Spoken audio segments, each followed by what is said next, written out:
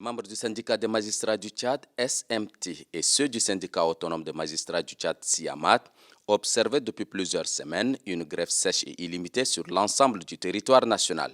À l'origine des revendications des hommes en toge noire, l'amélioration de leurs conditions de travail, leur dotation en armes de pointe, la revalorisation de points d'indice, la mise à la disposition des magistrats de moyens roulants et la construction des palais de justice dignes de son nom, ici en N'Djamena et dans les provinces. Homme de dialogue et fidèle à sa méthode éprouvée, le Premier ministre Saleh Kebzabou n'a pas varié dans sa démarche lorsqu'il s'agit de résoudre une crise sociale. Ce lundi 21 août 2023, après plusieurs heures de discussion, la rencontre a connu un dénouement heureux. Ceci vient confirmer qu'avec une bonne volonté, aucune crise n'a vocation à s'éterniser, quelle que soit sa nature. Un protocole d'accord signé entre les deux syndicats de magistrats et le gouvernement est synonyme d'une solution à la chaîne dans le système judiciaire atteint depuis plus de 2 mois d'une paralysie dont les conséquences sont diffuses. Protocole d'accord lu ici par Moussa Wade Djibrine, président du syndicat des magistrats du Tchad. Le gouvernement et les deux syndicats des magistrats, signataires du présent protocole, conviennent de ce qui suit. 1. Au titre de la revalorisation des points d'indice, le gouvernement accorde aux magistrats les points d'indice initial de 3 000. La mise en œuvre et les modalités d'exécution de cette décision seront prises en compte à partir de l'exercice budgétaire 2024. 2. Au titre de la dotation en armes de poing aux magistrats, la partie syndicale reconnaît les efforts fournis par le gouvernement pour doter une partie des magistrats en armes de poing. Le gouvernement a fourni 373 armes. Le reste des magistrats seront également dotés en armes dès la réception des armes commandées. 3.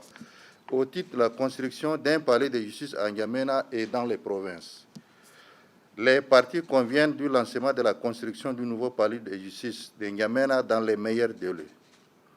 Elles conviennent en outre que des palais de justice soient construits et ou réhabilités dans le cadre d'une programmation budgétaire dans les autres provinces. 4. Au titre des autres points de revendication, les magistrats reconnaissent les efforts colossaux du gouvernement qui a augmenté leurs indemnités de 50% et l'en remercie. Les magistrats reconnaissent également les efforts faits par le gouvernement en mettant à disposition des magistrats 20 nouveaux véhicules. Le gouvernement s'engage à réparer les anciens véhicules et les redéployer dans les juridictions. Dans le cadre de l'exercice budgétaire 2023, des toges sont commandés et seront incessamment livrés. 5. Du caractère exécutoire du présent protocole d'accord, les parties s'engagent à exécuter de bonne foi le présent accord. Les syndicats s'engagent à reprendre le travail dans les meilleurs délais.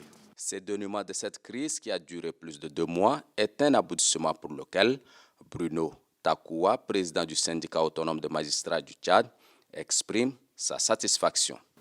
Le syndicat et les membres du gouvernement, après plus de 9 à 10 rencontres, sont arrivés aujourd'hui à signer un protocole d'accord. Et ce protocole d'accord comporte 5 points.